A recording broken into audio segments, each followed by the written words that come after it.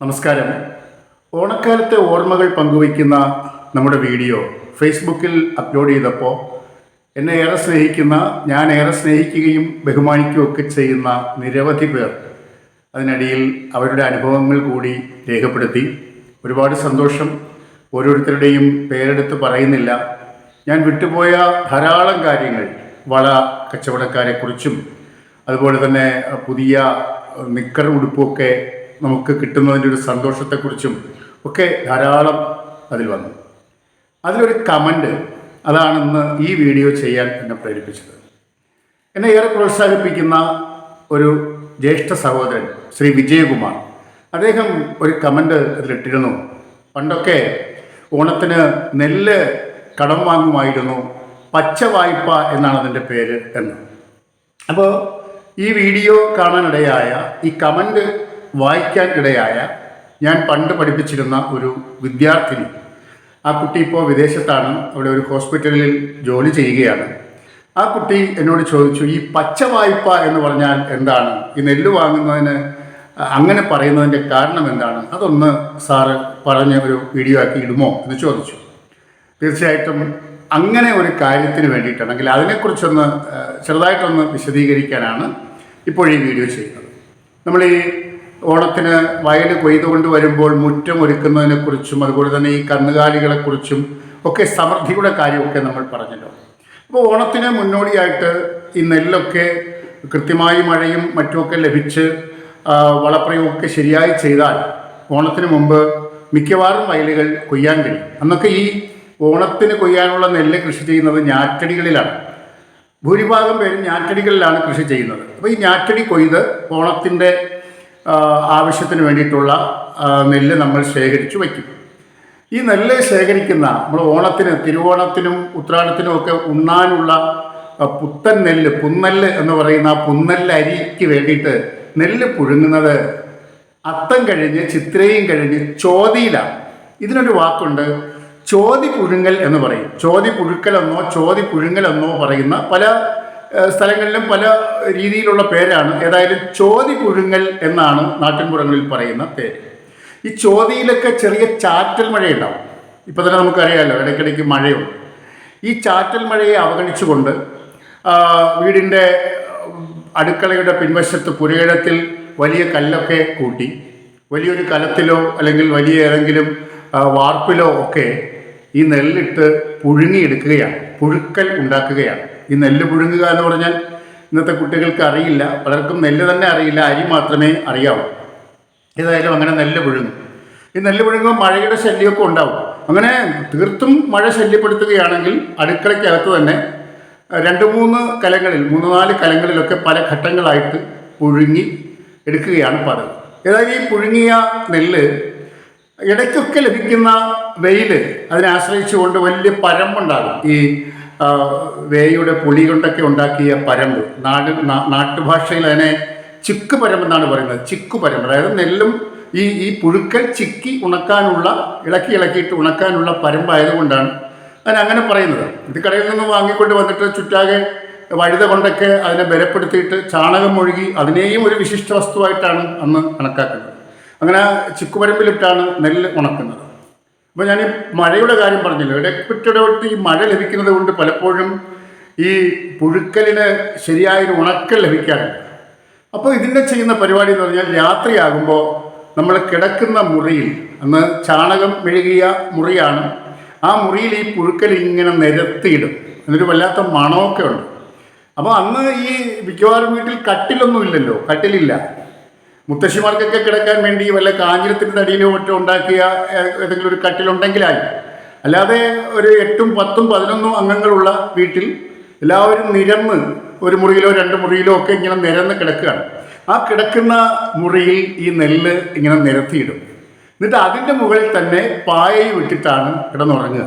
അപ്പോൾ ഈ നെല്ലിൻ്റെ ഒരു ഗന്ധം ആ ഉറങ്ങുന്ന നമ്മളുടെയൊക്കെ ഇങ്ങനെ വല്ലാതൊരു, ആ ഗന്ധം അങ്ങനെ എങ്ങനെ പറയണമെന്നറിയില്ല, വല്ലാത്തൊരു ഗന്ധമാണ് അതിന്. അപ്പോൾ നമ്മുടെ ചൂടും അല്ലെങ്കിൽ തറയുടെ ചൂടോ എന്തെങ്കിലുമൊക്കെ കൊണ്ടൊരു 3-4 ദിവസം കൊണ്ട് ഇത് അത്യാവശ്യം ഉണങ്ങിക്കിട്ടും. പിന്നെ ഇതിനെ കുത്തി അരിയാക്കി, അന്ന് മരം കൊണ്ടുള്ള ഉരലുമുണ്ട്, കല്ല് ഉരലുമുണ്ട്. ഉലക്ക എന്തായാലും മരം കൊണ്ട് തടി കൊണ്ടുള്ളത് തന്നെ. ഒരു വീട്ടിൽ തന്നെ ധാരാളം പേരുണ്ടല്ലോ, അവരപ്പുറം ഇപ്പുറമൊക്കെ നിന്ന് ഈ നെല്ല് കുത്തും. നെല്ല് കുത്തുക എന്ന് പറയും, ഉരലിലിട്ട്.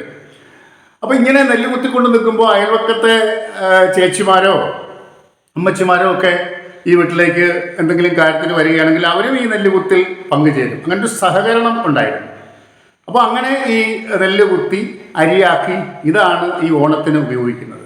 അപ്പോൾ ഈ പുഴുക്കലിൻ്റെ കാര്യം പറഞ്ഞു. ഇനിയാണ് ഞാൻ ഈ പച്ചവായ്പയിലേക്ക് വരികയാണ്. അപ്പോൾ എല്ലാ വീടുകളിലും ഒരു ചെറിയ അത്യാവശ്യം തുണ്ട് വയലെങ്കിലും കാണും. അങ്ങനെ ഇല്ലാത്തവരുണ്ടാവും. വയൽ ഉള്ളവരും അല്ലെങ്കിൽ വയലില്ലാത്തവരും. വയലുള്ളവർക്ക് വയലിൽ നിന്ന് ഉള്ള നെല്ല് ഉപയോഗിക്കാൻ പറ്റും. ഇല്ലാത്തവരാണെങ്കിൽ വയലുള്ള വീട്ടിൽ കൊയ്യാൻ പോയിട്ട് അതിൽ നിന്ന് കിട്ടുന്ന കൊറ്റ് എന്ന നെല്ലാണ് കൂലിയായിട്ട് കിട്ടുക. അത് ഇവരുടെ വീട്ടിലുണ്ടാവും. ഒരു 10, 15, 20 പറയ്ക്കൊക്കെ അതിൽ കൂടുതൽ ചിലപ്പോൾ ആണ്ടുതോറും ഈ വയലില്ലാത്ത വീട്ടുകാരും പോയി കൊയ്ത് നെല്ല് ശേഖരിക്കാറുണ്ട്. അപ്പോൾ നമുക്ക് ഈ നെല്ല് നമ്മൾ പ്രതീക്ഷിച്ചതുപോലെ ഓണത്തിന് കൊയ്യാൻ കഴിഞ്ഞില്ല എങ്കിൽ കൊയ്ത വീട്ടിൽ പോയി നെല്ല് കടം വാങ്ങാം. 1 പറയോ 2 പറയോ കടം വാങ്ങാം. ഈ കടം വാങ്ങുന്നതിനെയാണ് പച്ച വായ്പ എന്ന് പറയുന്നത്. പച്ച നെല്ല് വായ്പയായി വാങ്ങുക എന്നാണ് ആ പ്രയോഗത്തിൻ്റെ ശരിക്കുള്ള അർത്ഥം. അപ്പോൾ പച്ച നെല്ല് വായ്പയാക്കി, വായ്പ എന്ന് പറഞ്ഞാൽ കടമായി വാങ്ങിക്കൊണ്ട് വന്ന് നമ്മൾ സന്തോഷത്തോടെ വീട്ടിലുള്ള എല്ലാവർക്കും പുന്നല്ലരിയുടെ ചോറ് കൊടുത്ത് ഓണം ആഘോഷിക്കുകയാണ്. കൊയ്ത് കഴിയുമ്പോൾ ഈ നെല്ല് ഇത്രയും അളവിൽ തന്നെ എവിടെ നിന്നാണോ വാങ്ങിയത് അവിടെ തിരിച്ചേൽപ്പിക്കുന്നു. നമ്മളൊക്കെ ഇന്നെന്തെങ്കിലും കടം വാങ്ങിയാൽ പലിശ, കൂട്ടുപലിശ, ഇങ്ങനെയൊക്കെ പല പദ്ധതികളുണ്ടല്ലോ. പല ബാങ്കുകളും സഹകരണ സംഘങ്ങളും ഒക്കെ പലിശയില്ലാത്ത പരിപാടിയില്ല. ഇന്ന് വ്യക്തിക്ക് പൈസ കൊടുക്കുന്നതിനും അല്ലെങ്കിൽ എന്തെങ്കിലും കൊടുക്കുന്നതിനും പലിശയുണ്ട്. പക്ഷെ അന്ന് കൃഷിക്കാർ തമ്മിൽ ഈ പലിശ എന്ന് പറയുന്ന ഒരു ഇടംകഴി നെല്ല് അല്ലെങ്കിൽ 1 പറ നെല്ലാണ് വാങ്ങിയതെങ്കിൽ ആ 1 പറ തന്നെ തിരിച്ചു കൊടുത്താൽ മതി. 1 നാഴി പോലും നമ്മൾ കൂടുതൽ കൊടുക്കണ്ട.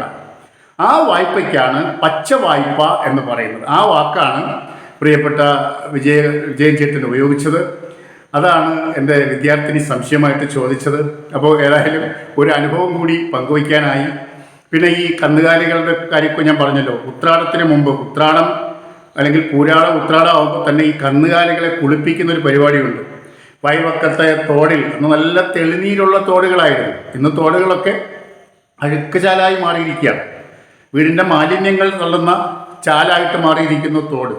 പണ്ട് നമ്മുടെ കുട്ടിക്കാലത്തൊക്കെ പശുവിന് കൊടുക്കാനുള്ള പുല്ല് കഴുകിയെടുക്കുന്നതും നമ്മുടെ വസ്ത്രങ്ങൾ അലക്കുന്നതും കുളിക്കുന്നതും പല്ല് തേക്കുന്നതും അത്യാവശ്യം കുടിക്കാൻ പോലും ഈ തോട്ടിലെ തെളിനീര് ഉപയോഗിക്കാമായിരുന്നു. പക്ഷെ ഇന്ന് നമ്മൾ അവിടെ കാലെടുത്ത് വെച്ചാൽ കാല് ചൊറിയുന്ന ഒരു വല്ലാത്ത ഒരവസ്ഥയിലേക്കാണ്. അപ്പോൾ ഈ പശുക്കളെയൊക്കെ ഇങ്ങനെ പൊതു തോട്ടിൽ കൊണ്ട് നിരത്തി നിർത്തി കുളിപ്പിക്കും. ഉത്രാടത്തിന് എല്ലാത്തിനെയും കുളിപ്പിച്ച് തൊഴുത്തിൽ കയറ്റും. എങ്കിലും എനിക്ക് ഓർമ്മയുണ്ട്, എൻ്റെ അച്ഛനൊക്കെ വീട്ടിലൊക്കെ പശു ഉണ്ടായിരുന്നു.